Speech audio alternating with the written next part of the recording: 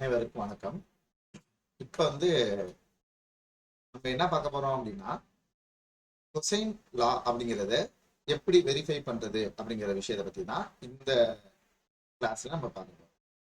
First இன்னைக்கு நம்ம பார்க்க போற மூணுமே ஒரு முக்கோணம் சம்பந்தப்பட்டது தான். அதனால நான் ஒரு முக்கோணம் அப்படிங்கிறத வரைஞ்சிட்டேன்.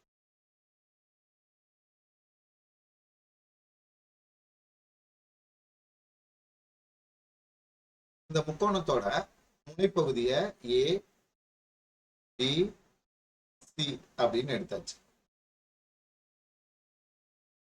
இப்ப இந்த ஏக்கு ஆப்போசிட்டா உள்ளது ஏ வெக்டார், பிக்கு ஆப்போசிட்டா உள்ளது பி வெக்டார், சிக்கு ஆப்போசிட்டா உள்ளது சி வெக்டார். சரிங்களா? இப்ப நான் இந்த முக்கோணத்தை நம்ம ஆரமாக போடணும். ஏல இருந்து பி, பில இருந்து சி, சில இருந்து ஏ. இப்ப நான் ஆங்கிள் அப்படிங்கிறத கணக்கு பண்ணணும், கோணத்தை கணக்கு பண்ணணும்னு வச்சுக்கவே. இந்த புள்ளியில ஒரு இது போகுது பாருங்க. இந்த பி வெக்டார் இப்படி போகுது, ஏ வெக்டார் வருது. அப்ப இந்த இடத்த நான் தீட்டா சொல்லணும்னா எது வருதோ அதை நீட்டி விட்டுக்கணும். நீட்டி விட்டாச்சு. சரியா? இப்ப இந்த இந்த கோணம் என்ன அப்படின்னு நான் பார்க்கணும். அதுக்கு நான் ஒரு விஷயம் சொல்றேன், இதை கொஞ்சம் பாருங்க.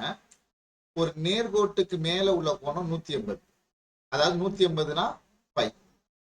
இப்ப இங்க ஒரு கோணத்தை வச்சு இதை விட்டுட்டோம்னா, இதை டீட்டான்னு எடுத்துக்கிட்டோம்னா மீதி இங்கிட்டு உள்ளது பை மைனஸ் டீட்டாவா இருக்கும். அப்ப இந்த கோணம் சி, இந்த கோணம் சி. அப்ப இது என்னவா இருக்கும்னா பை மைனஸ் சியா தான் இருக்கும். சரிங்களா? அதே மாதிரி நான் மூணு கோணத்தையும் பாரு, இதுல எது வருதோ அதை நீட்டி விட்டாச்சு, இதுல எது வருதோ அதை நீட்டி விட்டாச்சு. அப்ப ஒவ்வொரு கோணத்தையும் நான் இதுல மார்க் பண்றேன். இப்ப இந்த கோணம் என்னவா இருக்கும்? Pi minus A. இந்த கோணம் என்னவா இருக்கும்? Pi minus. ஓகேவா? முக்கோணத்துல அடிப்படையா எனக்கு தெரியக்கூடிய விஷயங்கள் இது. அதுக்கப்புறம் நமக்கு ஒரு முக்கியமான விஷயம் தெரியும். முக்கோணத்தோட மூணு பக்கங்களின் வெக்டர்களின் கூடுதல் என்ன? 0. ஒரு முக்கோணத்தோட மூன்று பக்கங்களோட வெக்டர்களின் கூடுதல் 0ன்னு நமக்கு தெரியும். அப்ப A vector plus B vector plus C vector equal to 0. இப்ப நான் எந்த ஃபார்முலாவை இதுல வெரிஃபை பண்ண போறேன்னா ஃபர்ஸ்ட் ஃபார்முலாவை தான் நான் வெரிஃபை பண்ண போறேன். அப்ப ஃபர்ஸ்ட் ஃபார்முலால ஏ தனியா இருக்கு, பிஎன்சியும் சேர்ந்து இருக்கு. அதனால நான் என்ன பண்றேன்னா ஏ வெக்டாரை ஒரு சைடு வச்சுக்கிட்டு பிஎன்சி அங்கிட்டு கொண்டு வரேன். அங்கிட்டு கொண்டு வந்தா அது மைனஸா மாறும்.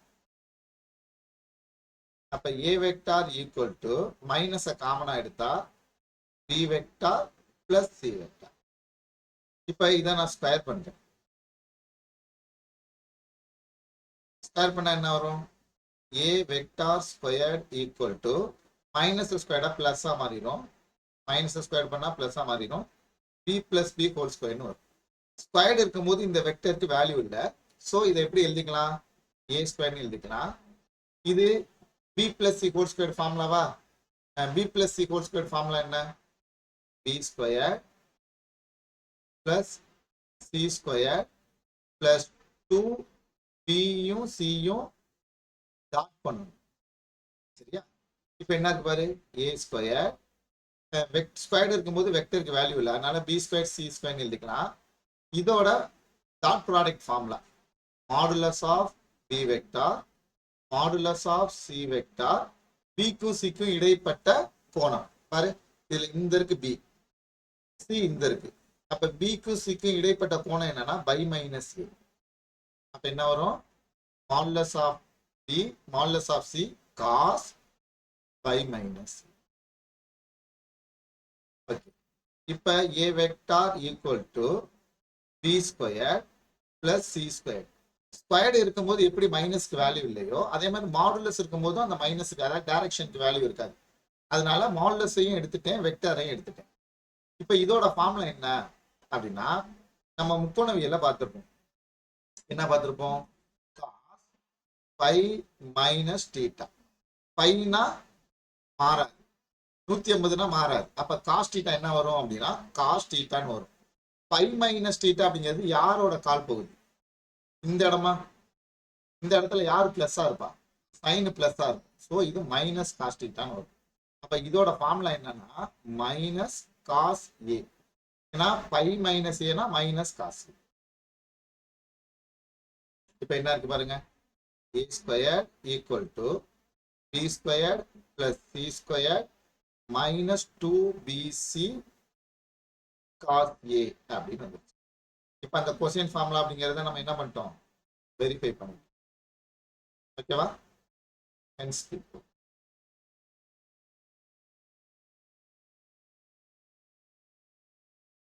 ரொம்ப ஈஸியான விஷயம் தான். அடுத்து இதே மாதிரி அடுத்து நம்ம என்ன ஃபார்முலா பார்க்க போறோம் அப்படின்னா, இதை வந்து வீலல் சூத்திரம்னு சொல்லுவாங்க. ப்ரொஜெக்ஷன் ஃபார்முலா, வீலல் சூத்திரம். சரியா? இதுலயே நான் எந்த ஃபார்முலா தான் வெரிஃபை பண்ண போறேன்னா, ஃபர்ஸ்ட் ஃபார்முலா எப்படி வந்துச்சு அப்படிங்கறது தான் உங்களுக்கு வெரிஃபை பண்ண போறேன். இதுக்கும் நான் அதே மாதிரி என்ன பண்ண போறோம், முக்கோணத்தை வச்சு தான் நம்ம இந்த ஃபார்முலா பார்க்க போறோம். ஸோ முக்கோணம் வரையுது.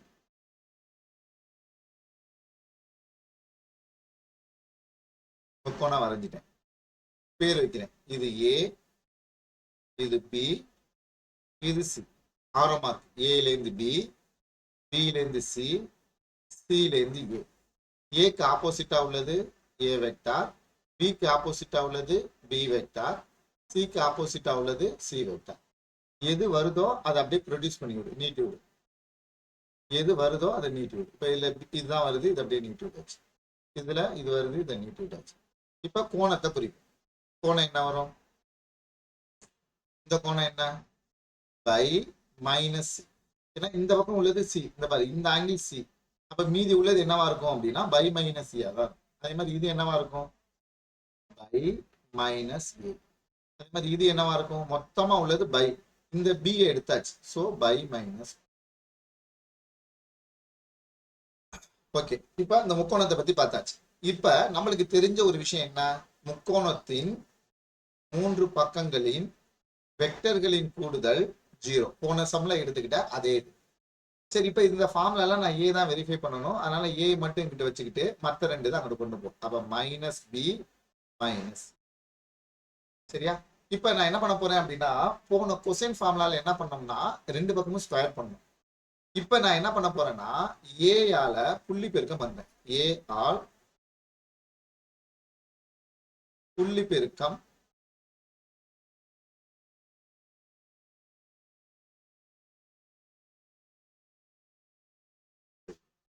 ஏ ஆல 2 பக்கமும் டாட் ப்ராடக்ட் பண்றேன். அப்ப இந்த பக்கம் என்ன இருக்கும், இங்க ஏற்கனவே ஒரு ஏ இருக்கு, இன்னொரு ஏ ஆல டாட் பண்றேன். அதே மாதிரி இங்க என்ன இருக்கு, ஏ ஆல minus B vector minus C வெக்டார டாட் பண்ண போறேன். இப்ப 2 பக்கமும் ஏ ஆல நான் என்ன பண்றேன் அப்படின்னா டாட் பண்றேன். ஏ டாட் ஏனா உங்களுக்கு தெரியும் ஏ ஸ்கொயர். இப்ப ஏ ஆல டாட் பண்ணு, minus A dot B minus A dot. Formula போடுவோமா, A square minus A dot பியோட ஃபார்முலா என்ன, modulus of A modulus of B cos ஏக்கும் பிக்கும் இடைப்பட்ட கோணம். ஏ இந்த இருக்கு, பி இங்க இருக்கு. அப்ப இந்த டயக்ராம பாரு, ஏக்கும் பிக்கும் இடைப்பட்ட கோணம் என்ன, பை மைனஸ். அடுத்து இந்த ஏ டாட் சி பாரு, மைனஸ் ஏ டாட் சி எப்படி எழுதலாம், modulus of A modulus of C cos ஏக்கும் சிக்கும் இடைப்பட்ட கோணம் பாரு. ஏ இந்த இருக்கு, சி இங்க இருக்கு. ஏக்கு சிக்கு இடைப்பட்ட கோணம் என்னது, பை மைனஸ். அப்ப பை மைனஸ். இப்ப போனதுல பார்த்தோம்ல காஸ் பை மைனஸ் சியோட ஃபார்முலா மைனஸ் காஸ். அப்ப என்ன வரும், ஏ ஸ்கொயர் மைன் ஈக்குவல் டு மைனஸ். பாருங்க இந்த ஏக்கும் பிக்கும் மாடுலஸ் இருக்கனால மாடுலஸும் வெக்டரும் கேன்சல் ஆகி ஏபின்னு வரும். இதோட ஃபார்முலா மைனஸ் காஸ். ஏன்னா காஸ் பை மைனஸ் இருக்கு. அப்ப cos pi minus minus cos. அதே மாதிரி இங்க என்ன வரும், A C minus cos B. அப்ப minus A C minus cos B. இப்ப என்ன இருக்கு பாரு, ஏ ஸ்கொயர்ட் ஈக்குவல் டு இந்த மைனஸ் பெருக்கும் போது plus AB cos C plus AC cos B. இப்ப ஏ ஆல எல்லாமே டிவைட் ஆகிற மாதிரி இருக்கு. அப்ப டிவைடட் பை ஏ. ஏ ஆல டிவைட் பண்ணிருக்கு, இதை ஏ ஆல டிவைட் பண்ணா ஏ, இதை ஏ ஆல டிவைட் பண்ணா ஏ கேன்சல் ஆயிரும். So B cos C plus இதை ஏயால டிவைட் பண்ணா சி காஸ், இதுதான் ப்ரொஜெக்ஷன் ஃபார்முலா, வீலல் சூத்திரம் சொல்லுவாங்க. சரியா? இந்த ஃபார்முலா வெரிஃபை பண்ணுங்க.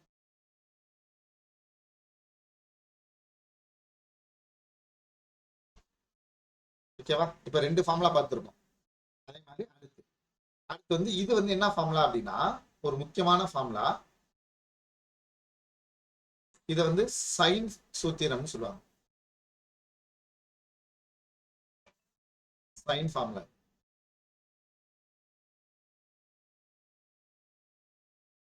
இதுக்குமே நம்ம என்னதான் பண்ண போறோம் அப்படின்னா, அதே முக்கோணம் தான்.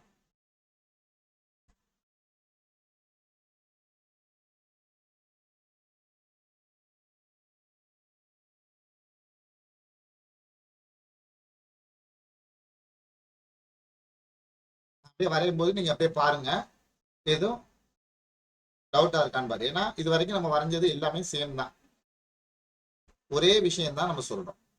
அதே ட்ரையாங்கிள் வச்சுதான் எல்லா ஃபார்முலாவும் நம்ம வெரிஃபை பண்ணுவோம்.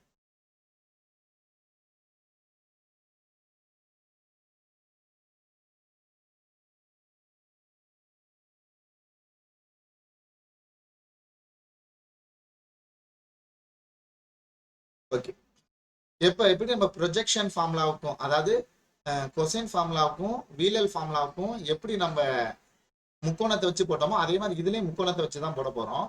இதுல என்ன பண்ண போறேன் அப்படின்னா, முக்கோணத்துக்கு பரப்பை எப்படி எப்படி எல்லாம் கண்டுபிடிக்கலாம்.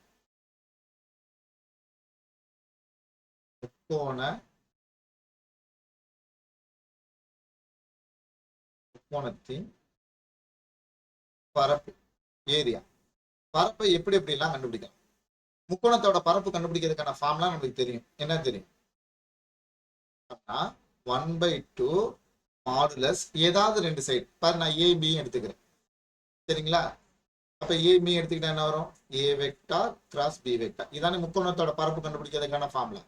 இப்ப ஏயும் பியும் எடுத்துக்கிட்டா இது ஃபார்முலா, பிசியும் எடுத்துக்கிட்டா என்ன ஃபார்முலா?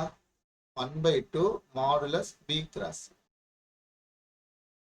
சரி, ஏயும் பியும் எடுத்துக்கிட்டா ஃபர்ஸ்ட் ஃபார்முலா, பிசியும் எடுத்துக்கிட்டா இந்த ஃபார்முலா, அப்ப சியும் எடுத்துக்கிட்டா இந்த ஃபார்முலாவா? இப்ப நீ எப்படி கண்டுபிடிச்சாலும் அந்த முக்கோணத்தோட பரப்பு சமமா தானே இருக்கும். நீ இந்த 2 வெக்டரை வச்சு கண்டுபிடிச்சாலும், அல்லது இந்த 2 வெக்டரை வச்சு கண்டுபிடிச்சாலும், அல்லது இந்த 2 வெக்டரை வச்சு கண்டுபிடிச்சாலும், மூணோட ஃபார்முலா எப்படிதான் இருக்கும்? சமமா தான் இருக்கும். ஸோ நான் இதை என்ன பண்ணிட்டேன் அப்படின்னு சொன்னோம்னா, மூணுக்கும் நீ பரப்பு கண்டுபிடிச்சா சேமா தான் இருக்கும். இப்போ மூணுலயும் காமனா இருக்கக்கூடிய 1/2 கேன்சல் ஆயிடுச்சு. சரியா? 1/2 கேன்சல் ஆயிடுச்சுன்னா மீதி ஃபார்முலா ஏ கிராஸ் பியோட ஃபார்முலா என்ன? மாடுலஸ் இருக்கனால என் கேப் வராது. சரியா? அப்ப modulus of A modulus of B sine theta. ஏன்னா கிராஸ்னா சைன் தீட்டா. சைன் ஏக்கும் பிக்கும் இடைப்பட்ட கோணம் என்ன பாரு? Pi minus C equal to, இப்ப இதோட ஃபார்முலா என்ன? Modulus of B modulus of C sine பிக்கும் சிக்கும் இடைப்பட்ட கோணம் என்னன்னு பாரு, டயக்ராம பாரு. பிக்கும் சிக்கும் இடைப்பட்ட கோணம் பை மைனஸ் ஈக்குவல் டு இந்த C cross A modulus of C modulus of A sine pi minus என்ன வரும்? பி வரும். ஏன்னா சிக்கும் ஏக்கும் இடைப்பட்ட கோணம் பை மைனஸ். ஓகே, இப்ப நம்மளுக்கு என்ன தெரியும் அப்படின்னா, வெக்டர் இருக்கு மாடுலஸ் இருக்குன்னா இந்த மாடுலஸையும் வெக்டர் ரிமூவ் ஆயிடும். அப்ப எனக்கு என்ன வந்துடும்? ஏபின்னு வந்துடும். அதே மாதிரி இங்க என்ன வரும்? ஏபியா, இங்க பிசி, இங்க என்ன வரும்? சி. இப்ப காஸ் பை மைனஸ் தீட்டாவோட ஃபார்முலா என்னன்னு பார்க்க போறோம். Sine sine pi minus theta.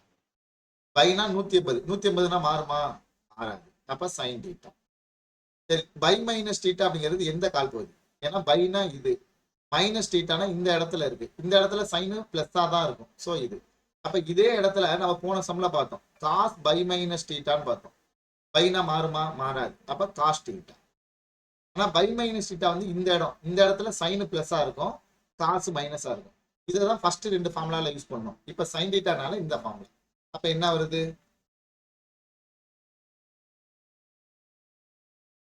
Sign C sign ஏ sin b.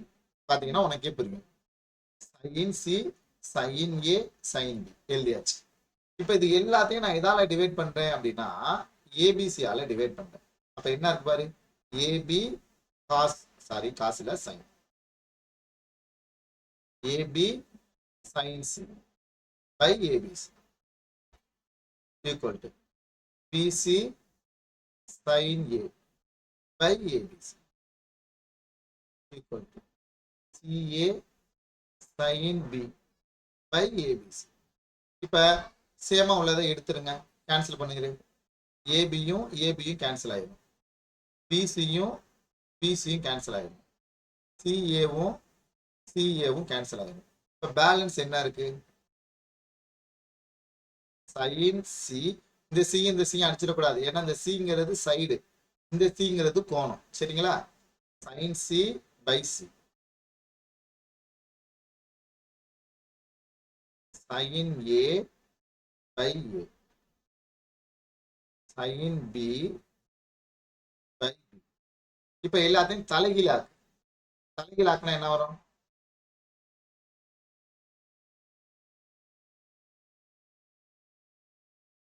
தலைகீழாக்குனா எல்லாத்தையும் தலைகீழாக்கு. அப்ப என்ன வரும், C by sin C, A by sin A,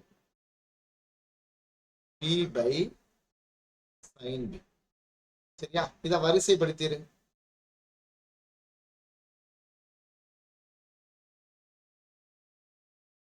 வரிசைப்படுத்தினா என்ன வரும், ஃபர்ஸ்ட் ஏ அப்புறம் பி அடுத்து சி வரிசைப்படுத்து. இப்ப ஏ by sin A equal to B by sin B equal to C by sin C. இதானே அந்த சைன் ஃபார்முலா. ஓகேவா,